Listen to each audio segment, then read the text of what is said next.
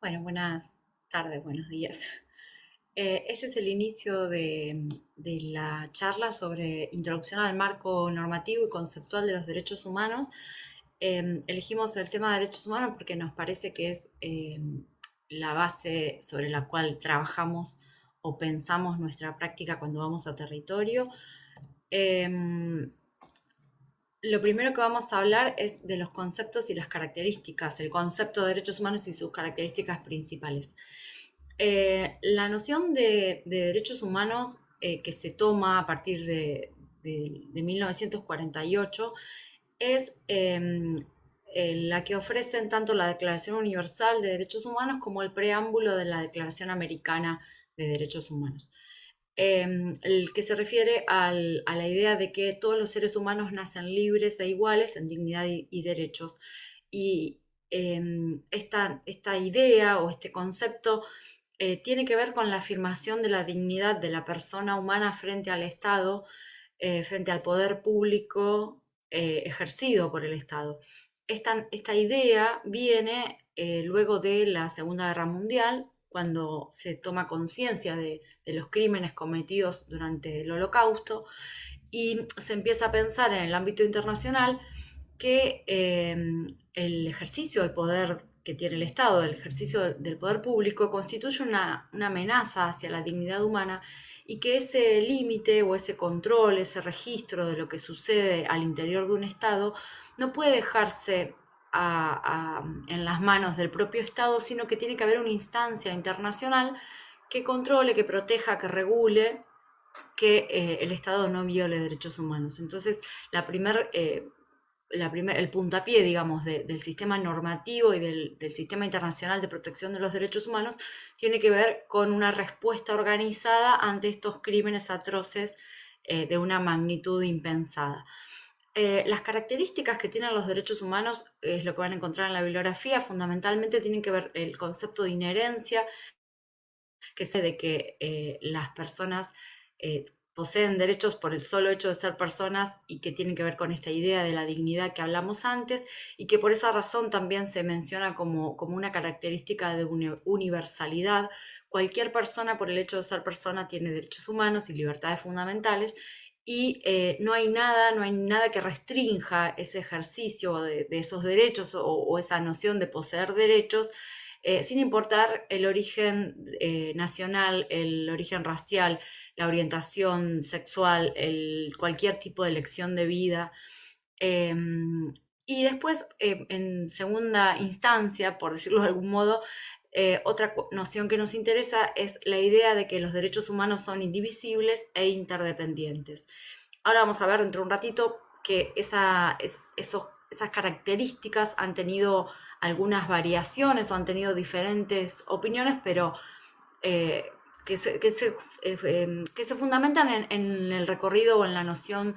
de las divisiones entre cierta jerarquía de derechos y pueden escuchar hablar de la primera generación, la segunda generación. Ese debate está superado en el ámbito de derechos humanos y tiene que ver con la idea de que no, de que todos los derechos humanos son importantes, no hay una jerarquía, por lo cual son indivisibles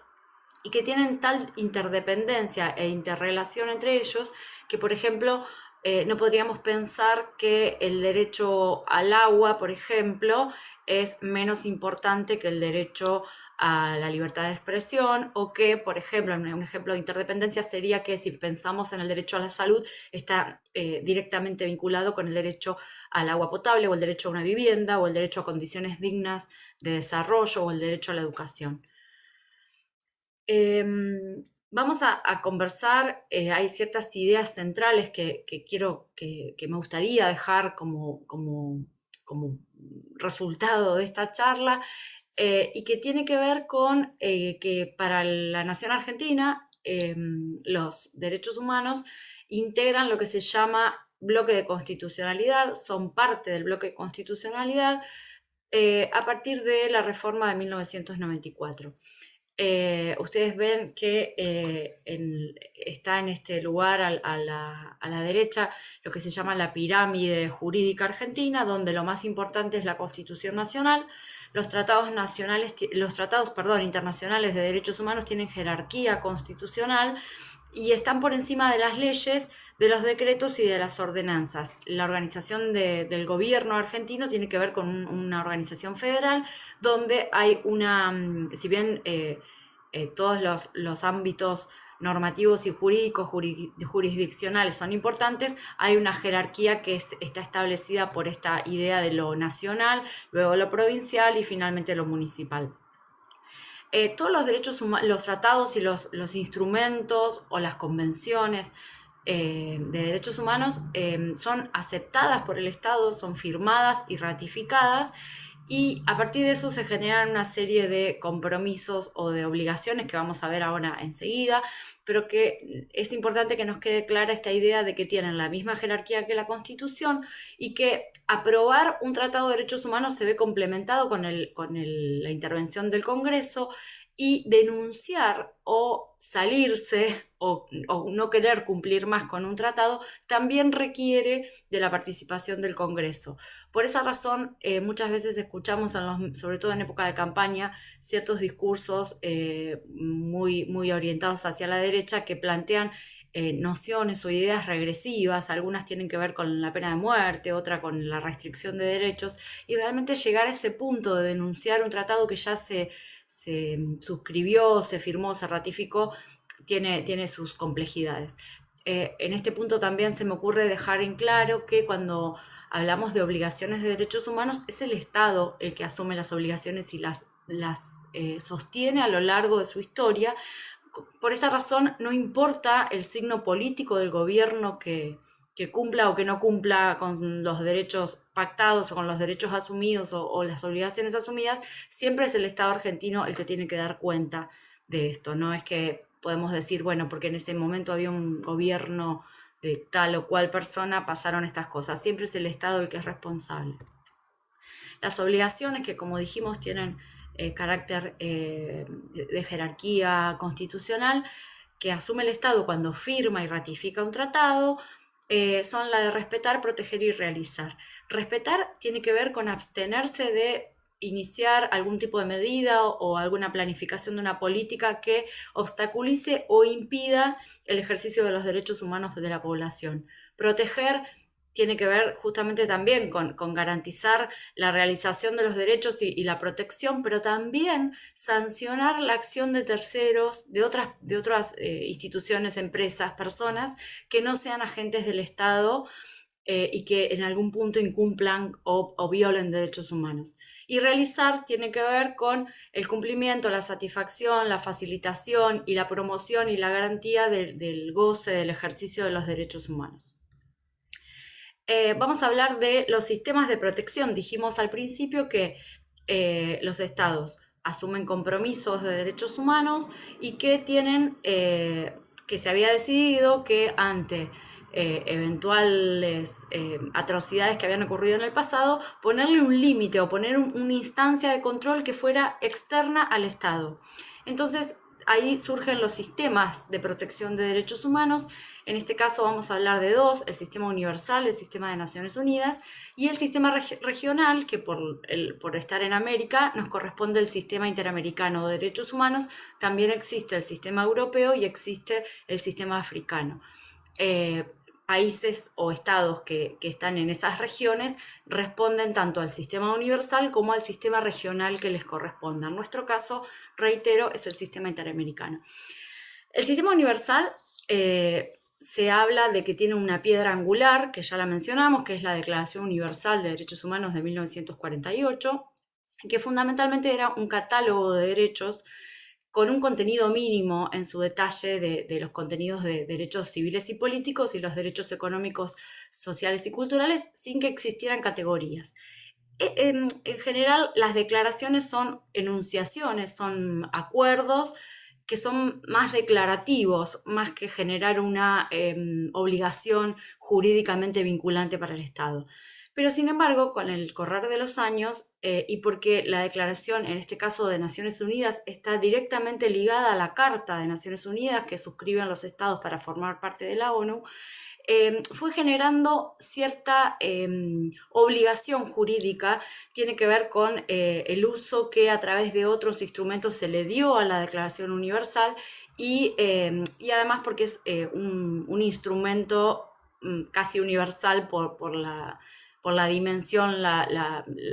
difusión que tiene, la cantidad de lenguas a las que ha sido traducida, etc. Dijimos entonces que en el 48 se crea o se afirma, se firma la Declaración Universal de Derechos Humanos, y recién en 1966 aparecen los dos pactos internacionales de derechos humanos, si se quiere los pactos más importantes, que tomaban esta idea de poder discriminar bien y ser detallistas en relación con los derechos civiles y políticos y los derechos económicos, sociales y culturales. Habitualmente se le llama pactos gemelos, pero es un concepto que también tiene su complejidad.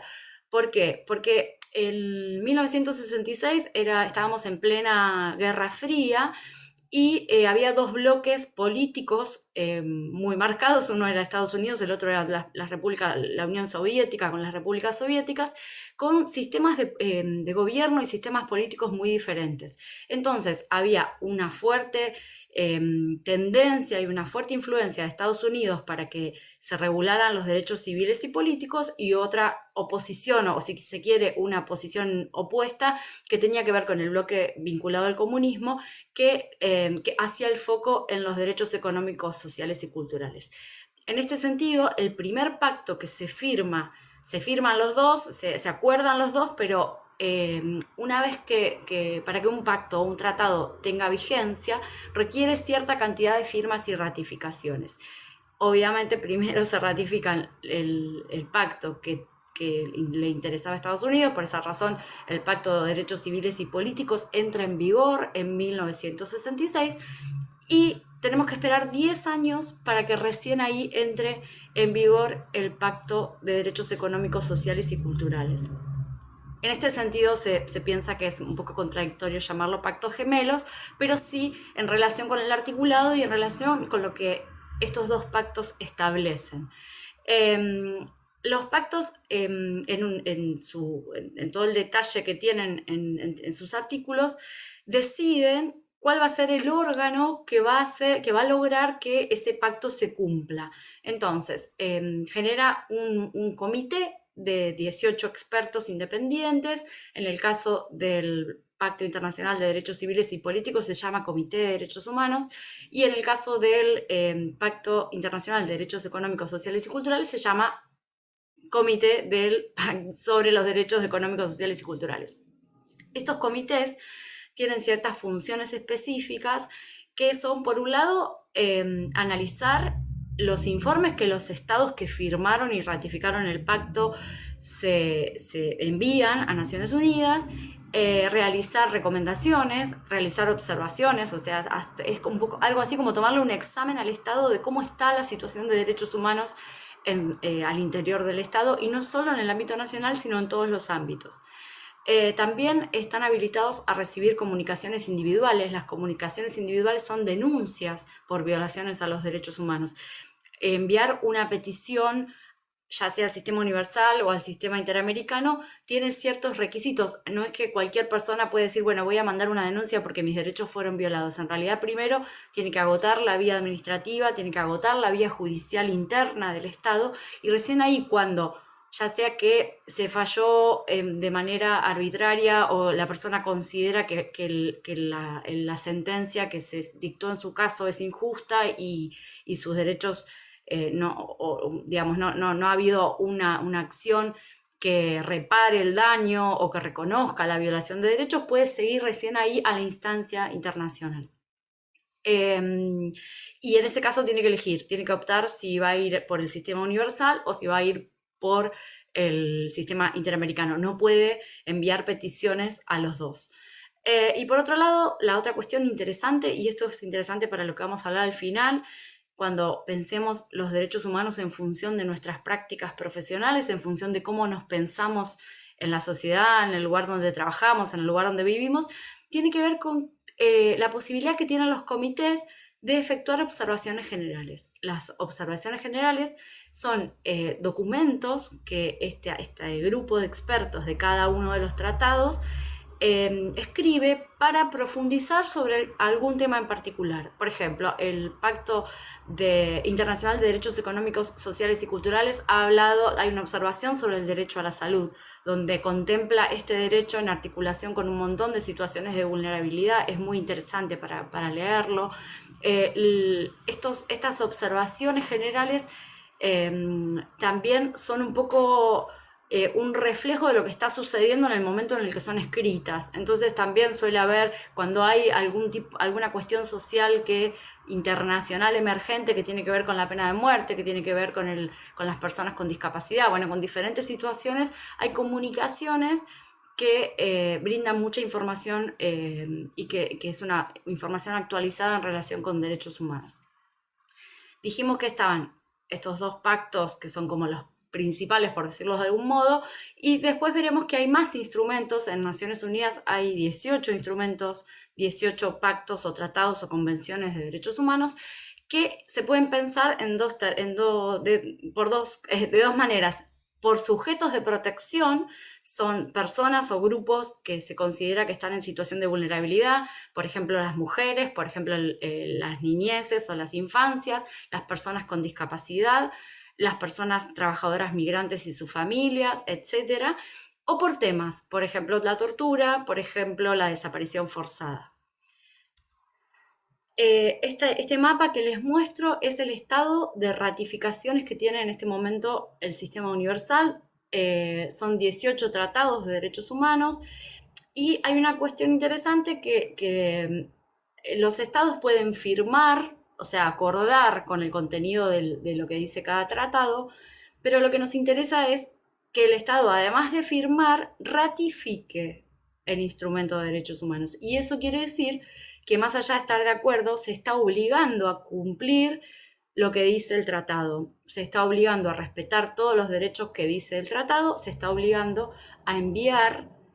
informes a Naciones Unidas cada 4 años o por los periodos que cada tratado establezca, y se está, en algunos casos también, acepta que diferentes personas, cualquier persona que haya sufrido una violación de derechos humanos, pueda enviar una petición individual a cada tratado en función del tratado firmado, ¿no? Entonces, ustedes van a ver, en rojo casi no se ve en el mapa pero son los estados que ratificaron de 0 a 4 instrumentos. En naranja son los estados que ratificaron entre 5 a 9 instrumentos, en celeste los que firmaron y ratificaron entre 10 y 14, y en el azul un poco más oscuro los estados o países que ratificaron de 15 a 18. Como ven, América Latina y Europa son los continentes que más, o las regiones que más tratados ha firmado. La Convención de los Derechos del Niño es el tratado más ratificado en el mundo, y la Convención para los Trabajadores Migrantes y sus Familias es el menos firmado, y por supuesto no lo han firmado los estados que son llamados del primer mundo. Vamos ahora al sistema interamericano. El sistema interamericano dijimos que nos corresponde por estar en nuestra región. El sistema interamericano, la base del sistema es la Carta de la OEA, y de ella se desprende, por ejemplo, la Comisión Interamericana. Ahora lo voy a contar. Habíamos hablado que el documento más importante en los dos sistemas eran las declaraciones. En el caso de América, la Declaración Americana de los Deberes y Derechos del Hombre, se llama así,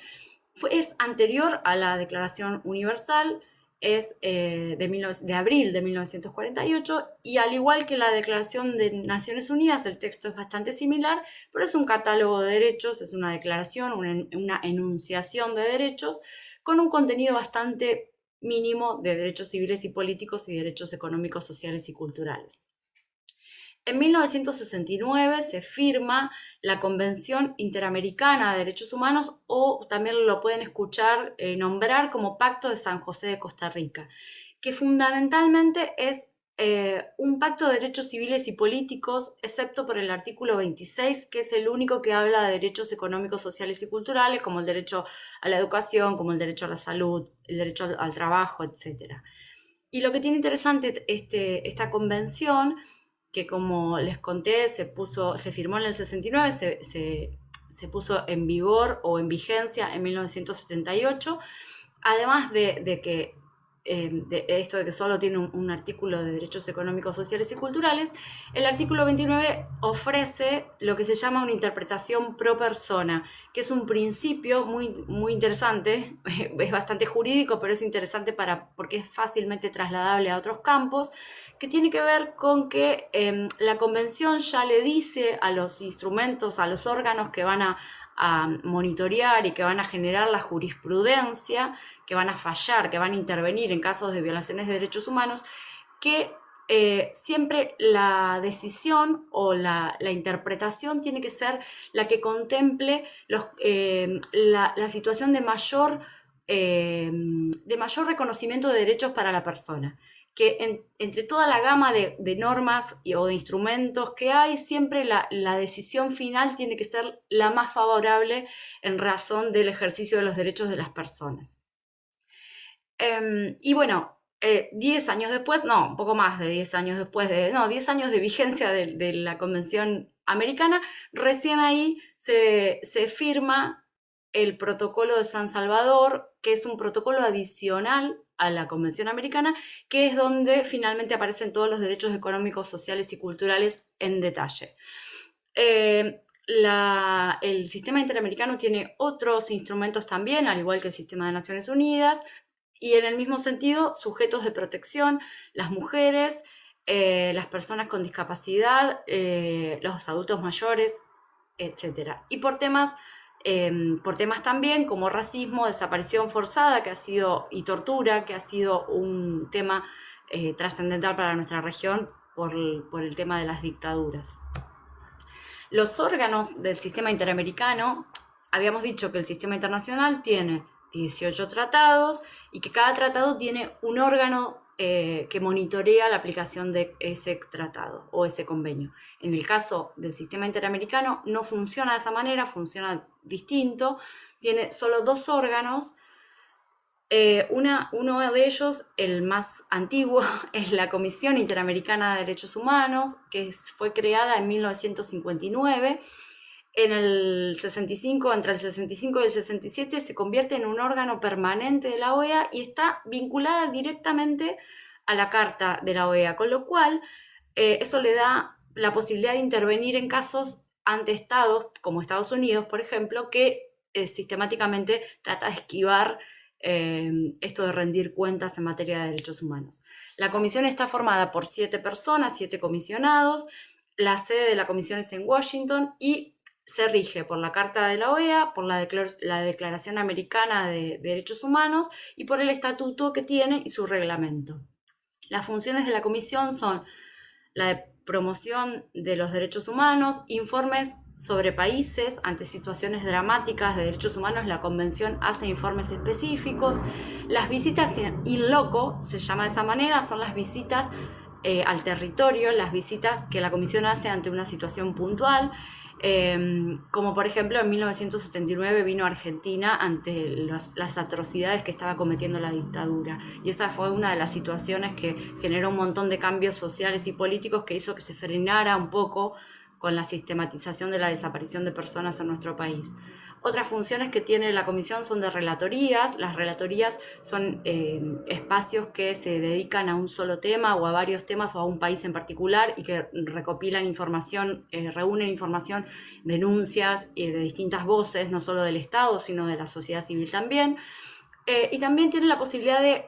tomar intervención en denuncias individuales y proponer, a partir de una denuncia individual de violación de derechos, puede proponer una solución amistosa, funcionando como mediadora entre el Estado y la víctima o los familiares de las víctimas, y también tiene el rol fundamental de presentar casos a la Corte Interamericana de Derechos Humanos. Cuando el caso no se puede resolver a partir de una solución amistosa, la comisión le da intervención a la Corte. La Corte Interamericana de Derechos Humanos, habrán escuchado hablar de ella, está creada dentro de la Convención Americana de Derechos Humanos. Es una de los, así como los pactos de Naciones Unidas establecían la creación de los comités, la Convención Americana o el protocolo el protocolo, perdón, el Pacto de San José de Costa Rica establece las bases para que se cree la Corte Interamericana. La Corte Interamericana está formada por 7 jueces, la sede de la Corte funciona en San José de Costa Rica y tiene diferentes competencias, tiene 2 competencias fundamentales. Una es la competencia consultiva, y esto significa que la Corte puede dar una opinión, puede establecer todo un informe sobre algún tema que le consultó el Estado que forma parte de la Convención. Por ejemplo, la interpretación de la Convención Americana y de otros tratados de derechos humanos sobre fundamentalmente la compatibilidad entre lo que dicen los tratados y los instrumentos de obligación internacional y el derecho interno. Por eso a veces lo que hace la Corte es establecer un control de convencionalidad, esto es decir si algo es constitucional o no es constitucional. Y después la otra competencia interesante que tiene la Corte es la competencia contenciosa, y esto es un Estado que reconoce que la Corte puede juzgar su accionar. Entonces la Corte funciona como un tribunal para fallar en casos que hayan sido presentados por la Comisión Interamericana. Bien, es un montón de información, lo reconozco, pero bueno, es como un pantallazo. La otra noción que nos interesa saber es que existen estándares del enfoque de derechos humanos, que se desprenden no solo de los tratados, las declaraciones, las convenciones, de la jurisprudencia, las observaciones generales, la actuación de todos estos órganos. Estos estándares se le llama estándar al piso mínimo de derechos que tiene que estar cubierto, o qué es lo mínimo que hay que considerar para pensar que estamos desde la perspectiva, estamos interviniendo, pensando, actuando desde la perspectiva de derechos humanos. Los estándares de derechos humanos son los que se usan para la creación de las políticas públicas, pero también pueden ser pensados justamente como apropiarnos desde los diferentes campos disciplinares para pensar si nuestra intervención en determinada situación está orientada hacia un marco de derechos humanos o no. La primera cuestión importantísima, apunta al empoderamiento y a la participación activa de las personas, y eso exige un cambio de posición, de pensar que la persona que tiene una necesidad no es alguien que debe ser asistido, sino que es alguien que tiene derechos exigibles que son una obligación del Estado. Entonces, si yo trabajo en un hospital público, yo no tengo que ayudar a esa persona porque, ay, soy buenísima, porque, ay, sí, soy súper copada. No, mi intervención tiene que ver con una persona que tiene derecho a la salud, que tiene derecho al bienestar, que tiene derecho a un montón de cuestiones, y mi rol como agente del Estado, en la medida que trabajo para el Estado o que trabajo con un derecho que el Estado se obligó a respetar y a cumplir, es pensar que esa persona con la cual estoy interviniendo tiene derechos a que yo le brinde una atención de calidad. Y el brindar no tiene que ver con una cuestión de beneficencia o de ayuda, sino de una relación donde el otro es un sujeto activo, empoderado, y pensar un poco la mirada desde ese lugar. La otra cuestión esto tiene que ver con las políticas públicas, pero también lo pensamos en nuestro lugar de intervención en la salud, en la educación, en aspectos culturales también, que es la rendición de cuentas. Dijimos que el Estado se obligó, tomó compromisos en materia de derechos humanos. Esos compromisos tienen consecuencias en 2 sentidos. Por un lado, estos órganos que vimos de derechos humanos le pueden decir: usted, el señor Estado, no está haciendo las cosas bien, no está cumpliendo. O además, tiene que ver con esto de que si yo no cumplo derechos, no favorezco el cumplimiento de esos derechos, yo como agente del Estado, o incluso hasta los obstruyo, estoy incurriendo en una violación de derechos humanos. Sé que suena fuerte, pero hay que empezar a pensar de esta manera porque es la forma de que las cosas cambien y que tengamos un lugar de vida, una calidad de vida mayor para todas las personas. Entonces, la rendición de cuentas tiene que ver con eso, con esas obligaciones que se asumieron y que se proyectan hacia compromisos reales que hay que cumplir. Después hay principios, que son principios, si se quiere, más jurídicos, pero que también los podemos pensar. El principio de igualdad y no discriminación, esto de que atiendo, digo, si yo lo pienso desde el lugar del hospital, pero vienen las personas a recibir un tratamiento de salud y no importa de dónde son, no importa el color de su piel, no importa la orientación social o la orientación sexual, hay una cuestión de que el principio de igualdad y no discriminación tiene que atravesar todas las esferas del Estado. El principio de la dignidad humana, que además es interesante en este sentido, no es solamente el derecho a la vida, el derecho a no recibir un trato cruel, inhumano, degradante, sino también qué tipo de vida, la calidad de vida, condiciones de vida digna, ¿sí? En ese sentido, la Corte Interamericana ha tenido un rol muy activo para pensar el derecho a la vida como el ejercicio del derecho a la vida digna, las condiciones en las que se vive, el acceso a la salud, el acceso a la educación. Y finalmente el principio pro persona, que lo comenté antes, que tiene que ver con rescatar siempre o tratar de que prevalezca la perspectiva más favorable para la persona. Para ir cerrando, y pido disculpas por la extensión, entonces,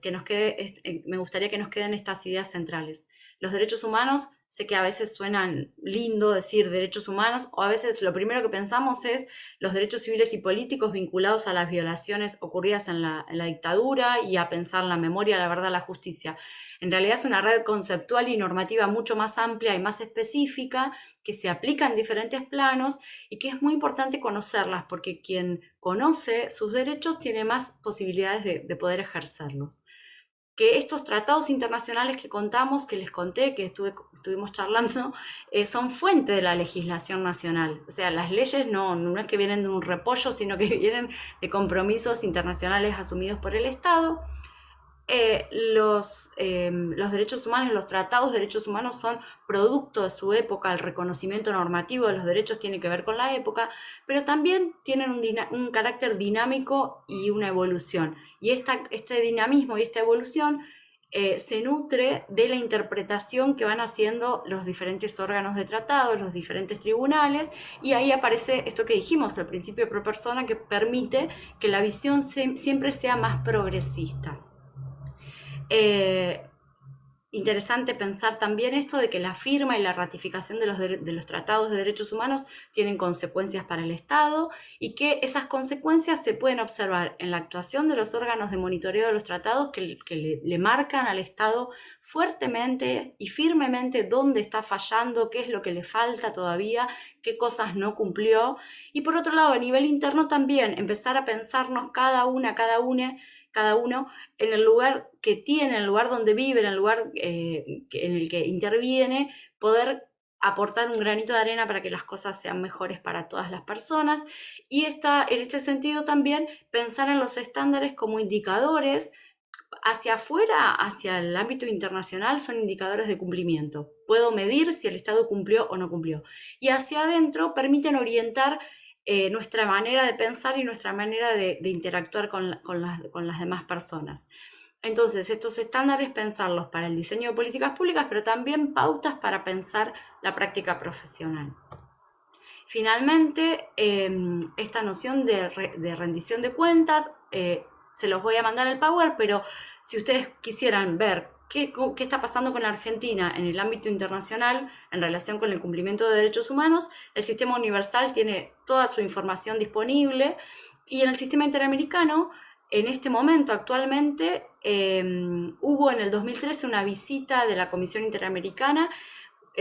vinculada al seguimiento de las recomendaciones que le hizo al Estado en relación con el caso de la Cajonat, que es un caso vinculado a las comunidades indígenas. Y en este momento en la Corte Interamericana hay 8 casos en trámite que están en relación con la República Argentina. 35 casos ya tuvieron sentencia desde que la Corte se creó. Y la Corte, otra medida que no la expliqué porque es muy jurídica, pero intervino en 20 medidas provisionales vinculadas a Argentina. Si alguien está interesada o interesada en este tema, me pregunta y les mando más información. Muchas gracias.